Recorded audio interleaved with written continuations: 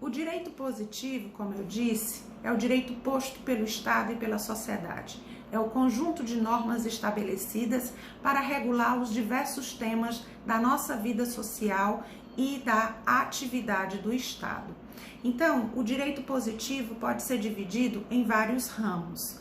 Os ramos são de direito público ou de direito privado. Direito público e direito privado são duas grandes áreas do direito positivo.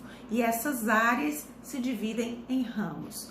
O que é que faz um conjunto de ramos do direito constituírem o direito público, né? A área do direito público? O direito público é caracterizado pelo interesse dominante que é social. Então, todos os ramos de direito público tratam de temas que dizem respeito ao interesse da sociedade como um todo, não interesses de indivíduos, de segmentos da sociedade particularizados, não, mas da sociedade como um todo. Então, a segurança pública, a coleta de tributos, a administração das atividades do Estado, então direito administrativo, como se faz a assistência às pessoas que são hipossuficientes, às pessoas que estão em situação de vulnerabilidades, às pessoas que já não podem prover o próprio sustento. Então, a previdência social, a assistência social são também áreas do direito público, tá? São ramos que pertencem à área do direito público. Então, vamos lá. O que é que caracteriza o direito público?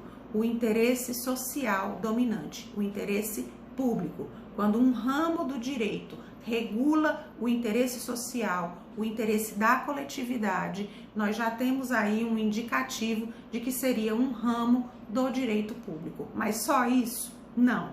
Quando, além de tratar do interesse social, do interesse público, a relação regulada por essa área do direito é uma relação de subordinação, ou seja, o interesse particular, o interesse de segmentos da sociedade regulado ali naquela situação se subordina, se submete, portanto, não se impõe contra o interesse social, contra o interesse público. Portanto, o interesse dominante que subordina todos os demais é o interesse social.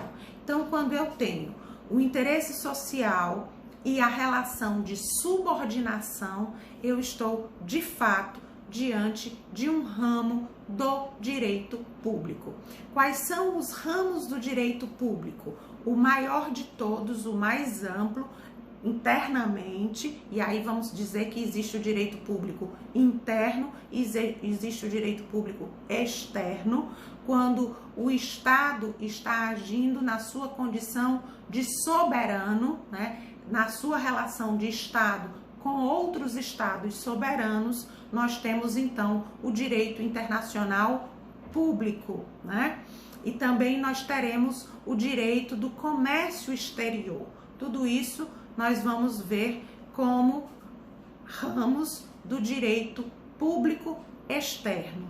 E dentro do direito público interno, o maior deles, então, é o direito constitucional, que é aquele que estabelece a estruturação do Estado, os poderes do Estado, os valores que serão promovidos por esse Estado, como esse Estado define a tributação, a repartição de poderes, a gestão administrativa, tudo está indicado no texto constitucional, portanto, regulado pelo direito constitucional. Além do direito constitucional, como consequência do que está na Constituição, o direito tributário, o direito financeiro, o direito administrativo, tá? São áreas do direito público. Só isso? Não. O direito penal, o direito processual, tudo por quê? Porque o devido processo legal está regulado no texto constitucional. Então, o direito processual, ele também é estruturado e exercido pelo Estado, pelo Poder Judiciário, né? Então, é um ramo do direito público, assim como o direito penal, Por quê? Porque o direito penal regula as limitações das nossas liberdades, né, as limitações do nosso patrimônio, por estabelecer sanções as mais severas, né? E porque no direito penal estão reguladas apenas aquelas condutas que são consideradas mais nocivas para a vida em sociedade e sobre as quais a nossa liberdade individual não tem força suficiente para decidir sobre a sua realização ou não, ok? E o direito privado, Cecília, é aquele em que o interesse predominante é o direito particular, é o direito de setores, de segmentos da sociedade. Sendo assim, os sujeitos não têm uma força determinante, uma força subordinante. São sujeitos que estão no mesmo nível de igualdade.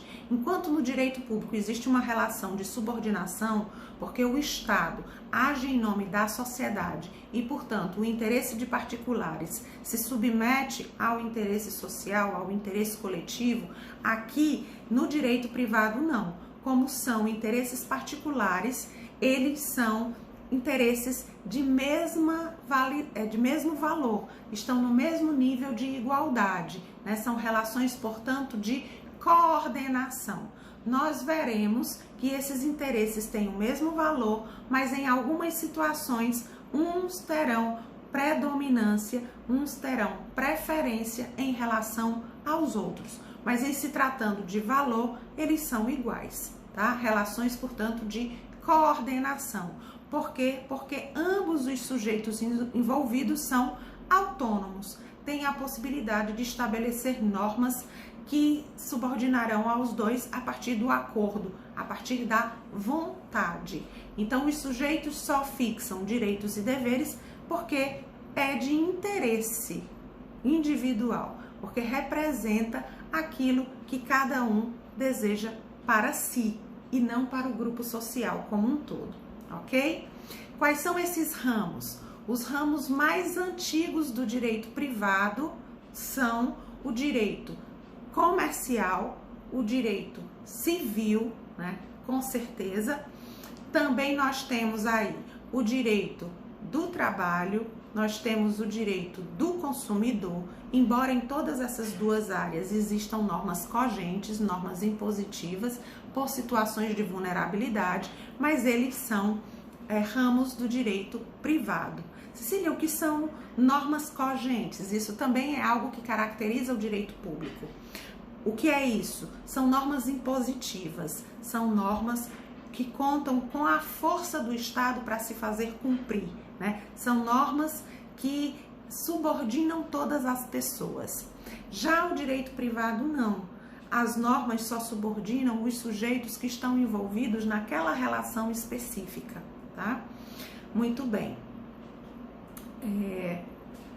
Não contam, portanto, já de princípio, já de início, com essa força coercitiva, né? Com essa força impositiva do Estado.